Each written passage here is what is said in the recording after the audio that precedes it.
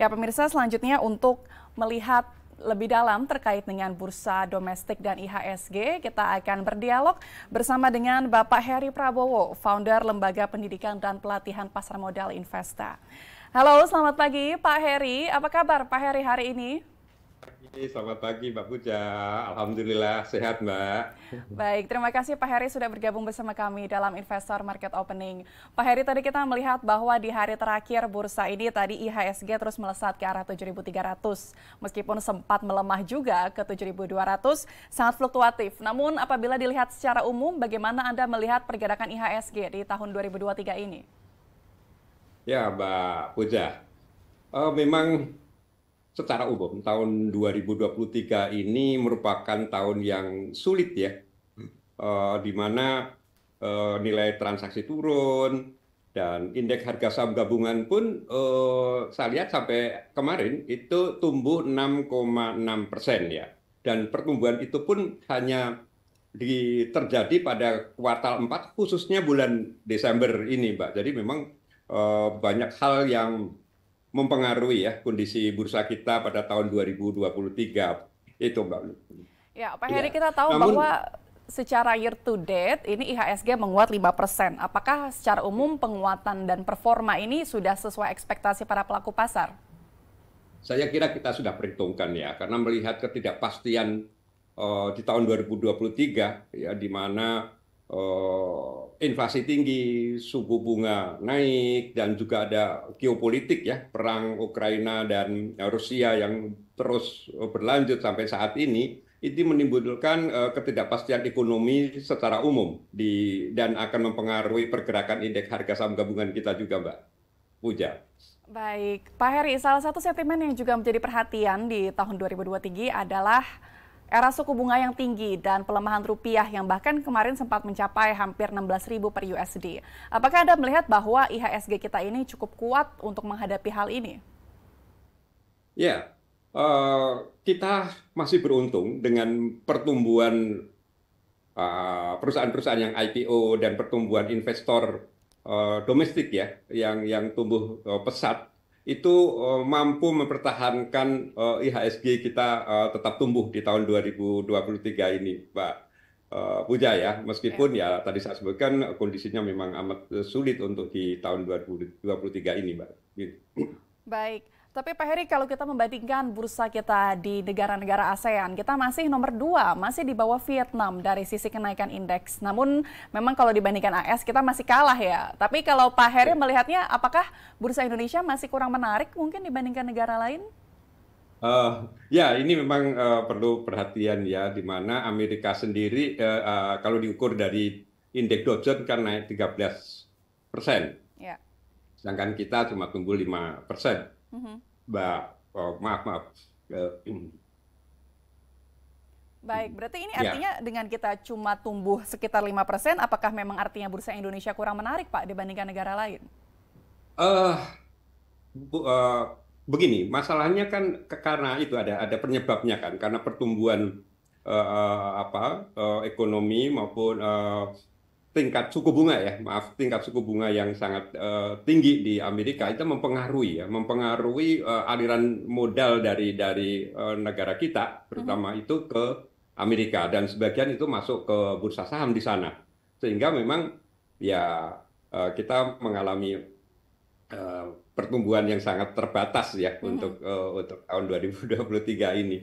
Dan ini menjadi satu realitas, tapi memang perlu dikaji ya lebih mendalam kenapa ya pertumbuhan indeks harga saham gabungan kita ini tertinggal gitu. Bahkan kita kan beberapa tahun yang lalu pernah menjadi lima besar di dunia pertumbuhannya. Baik, Pak Heri, ini menarik tadi Anda menyebut bahwa kita masih ada pertumbuhan terbatas akibat di era suku bunga tinggi ini. Namun di sepanjang tahun 2023 tercatat bahwa aksi jual investor asing mencapai 8,1 triliun rupiah.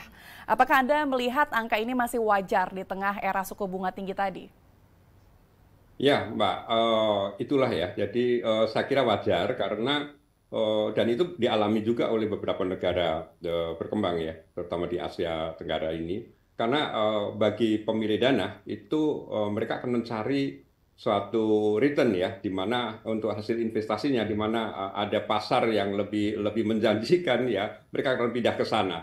Namun demikian, saya melihat era suku bunga tinggi ini sudah pada puncaknya ya di bulan Desember ini ya. Saya kira nantinya akan kembali turun dan itulah saya berharap investor asing kembali masuk ke bursa kita, Mbak Puja. Baik, Pak Heri, tapi kalau kita lihat dari rasionya, ini transaksi investor asing hanya 37%. Apakah Anda melihat transaksi asing yang lebih kecil daripada transaksi domestik ini justru baik untuk IHSG kita? Ya, dari satu hal yang positif, artinya kita mampu tumbuhkan di investor domestik kita, itu menandakan bahwa ada pertumbuhan di situ dan juga tadi saya sebutkan ada perusahaan-perusahaan yang IPO yang cukup banyak ya, bahkan pecah rekor di tahun ini. Nah, itu yang menjadi sisi positif.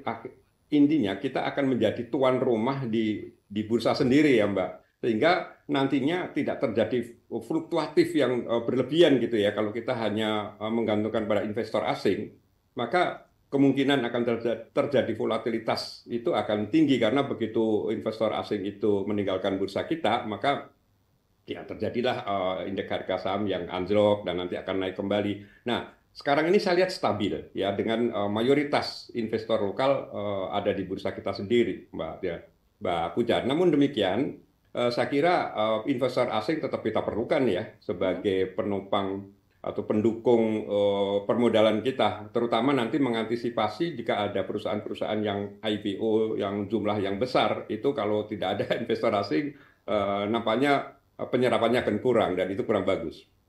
Baik, Pak Heri, namun lagi-lagi kalau kita lihat secara umum IHSG ini kan menguat 5% year to date. Berarti ini artinya meskipun di era suku bunga tinggi, para investor masih aktif bertransaksi. Memang apakah sebenarnya apa alasan yang menjadi kepercayaan diri investor untuk tetap berinvestasi di tengah era suku bunga tinggi ini? Ya, Mbak. Kondisi-kondisi ya sosial, ekonomi, dan keamanan kita cukup bagus ya. Sekarang ini dengan posisi indeks harga saham gabungan yang ada, itu price earning ratio kita sudah nampaknya sudah cukup wajar ya, cukup murah bahkan di bawah rata-rata price earning ratio di bursa-bursa yang lain, sehingga menarik untuk kembali masuk ke Indonesia untuk membeli saham-saham yang prospektif gitu. Nah, jadi ini kesempatan ya untuk kembali membeli saham-saham yang ada di bursa kita yang relatif harganya sudah merupakan harga yang wajar gitu. Ya. Tapi kalau Anda melihat secara umum nilai rata-rata transaksi harian year to date ini kan hanya 10 triliun rupiah ya Pak Heri ya. Apakah Pak Heri melihat bahwa pasar 2023 ini bisa dikatakan sepi? Ya, itu yang memprihatinkan memang ya. Jadi nilai transaksi ini hal yang penting buat bursa ya. Mau indeks naik mau turun, itu kalau nilai transaksi tetap tinggi, itu artinya kepercayaan terhadap bursa di investasi ini cukup bagus. Tetapi sebaliknya kalau sampai transaksi turun terus, ini berarti kita perlu waspada dan mengkhawatirkan. Artinya investasi di bursa ini kurang menarik gitu kan. Jadi ini yang perlu kita evaluasi bersama karena saya lihat tahun 2023 ini turun dari target yang dicanangkan ya 15 triliun, sekarang ini tuh udah rata-rata kan cuma 10 triliun ya, jadi turun 28%. Ini menjadi satu PR kita bersama untuk mengevaluasi kenapa nilai transaksi ini kita turun ya, walaupun memang tadi ya dari sisi ekonomi memang ya ketidakpastian itu tinggi, tetapi ya semuanya kan mengalami, tetapi faktanya nilai transaksi kita turun dan ini menjadi satu PR buat kita untuk bersama-sama mengevaluasi diri. Baik, dan tentunya pasti ada alasan-alasan yang mendasari ya Pak ya, kenapa transaksi ini sepi dan apakah ini sebuah anomali? Kita akan membahasnya lebih dalam Pak Heri, namun usai jeda. Pemirsa, Investor Market Opening akan kembali usai jeda, tetaplah bersama kami.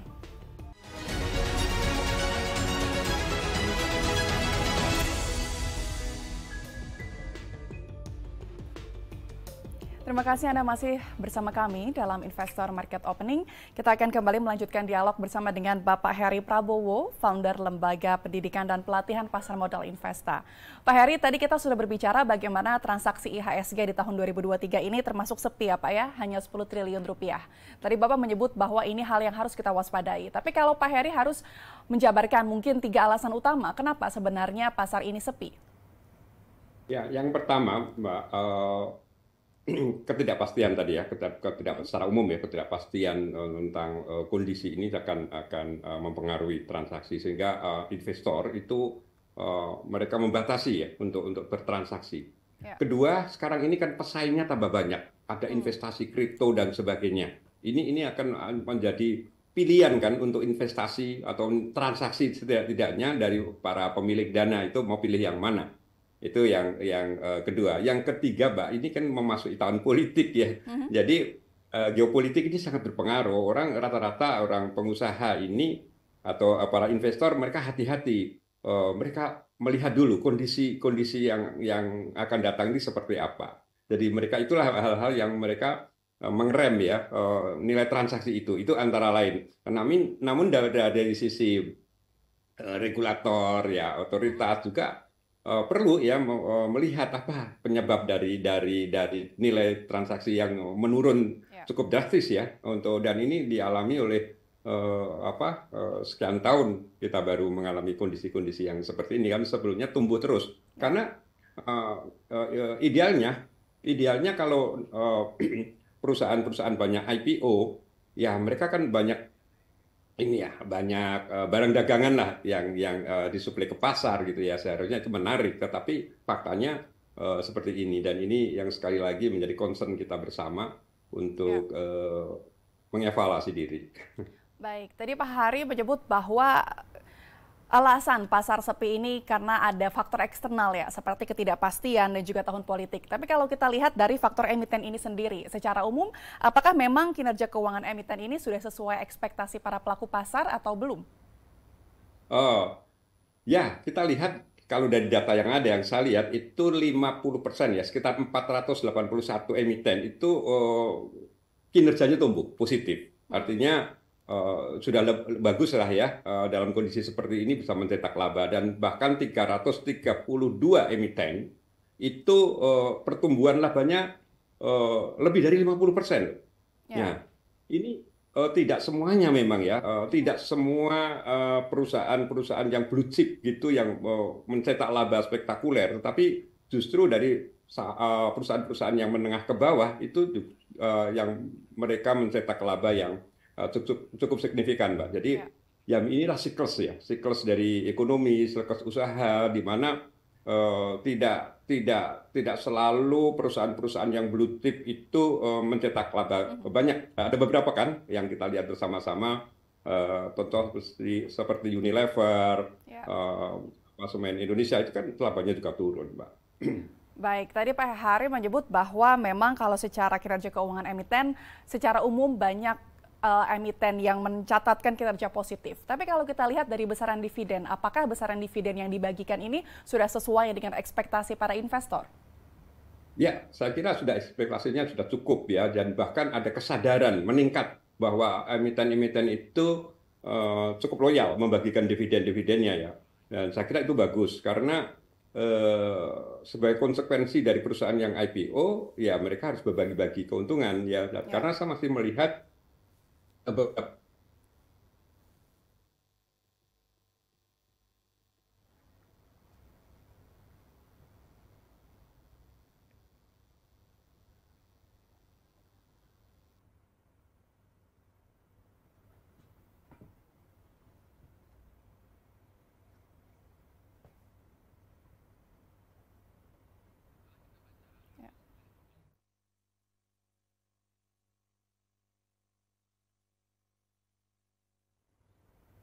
Baik pemirsa, sambil menunggu kita terhubung kembali dengan Pak Heri Prabowo, kita akan melihat bagaimana top value pada perdagangan hari ini.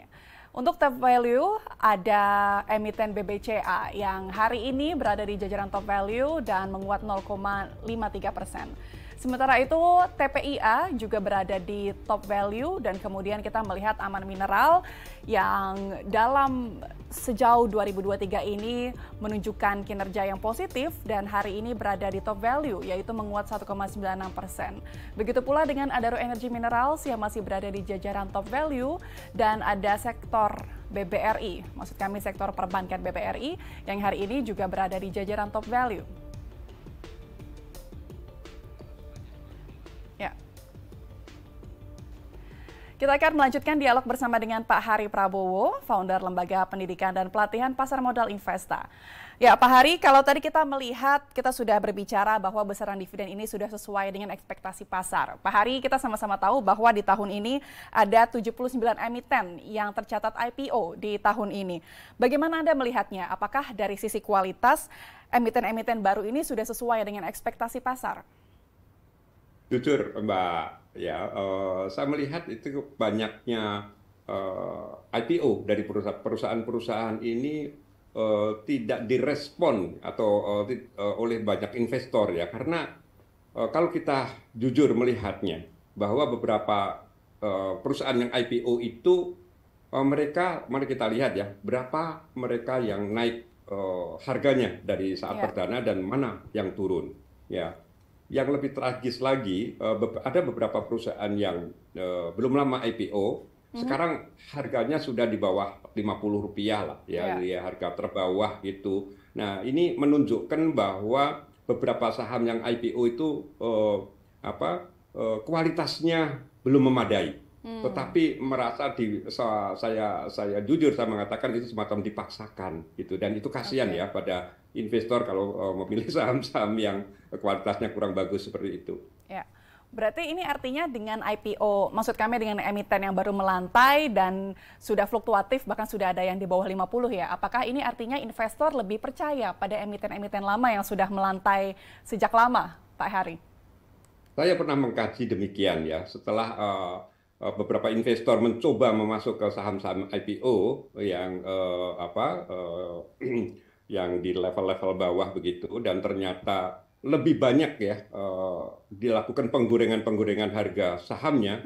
Ya itu beberapa investor mereka merasa nggak nyaman dan mereka kembalilah akhirnya kepada perusahaan-perusahaan yang sahamnya udah listing lama gitu ya, dan itu lebih terpercaya, paling tidak yang udah listing lebih dari 5 tahun lah pilihan mereka.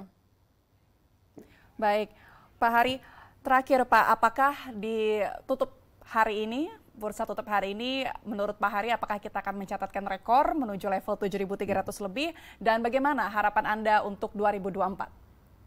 Ya, Pak, saya pribadi itu memprediksi indeks harga saham gabungan akan tetap di atas 7.300 sampai 7.340 ya untuk hari ini, Mbak Rina. Jadi moderat saja, moga-moga itu terjadi, dan kita perlu evaluasi untuk tahun 2024. Ya, semua saya kira otoritas, ya regulator, ya mereka melihat lagi peraturan-peraturan yang ada dan melaksanakan secara tegas, serta pengawasan ya, pengawasan aktif maksud saya. Jadi tidak hanya mendapatkan laporan-laporan keuangan yang itu saja, tetapi melihat bagaimana sih prospek atau perkembangan dari IPO, perusahaan-perusahaan yang setelah IPO itu ya, supaya untuk ke depan lebih baik. Dan memang buat investor sendiri perlu hati-hati di tahun 2024 ini. Kita tahu kita akan ada pergantian presiden ya. Jadi moga-moga presiden dan kabinetnya nanti bisa membawa kondisinya lebih baik dari tahun 2023, Mbak. Baik, terima kasih Pak Hari Prabowo. Semoga di tahun 2024 investor meskipun hati-hati, namun kita harapkan pasar masih bisa lebih ramai ya Pak ya, dan IHSG bisa lebih bergairah. Terima kasih Pak Hari Prabowo untuk informasi dan waktunya, founder Lembaga Pendidikan dan Pelatihan Pasar Modal Investa. Selamat kembali beraktivitas.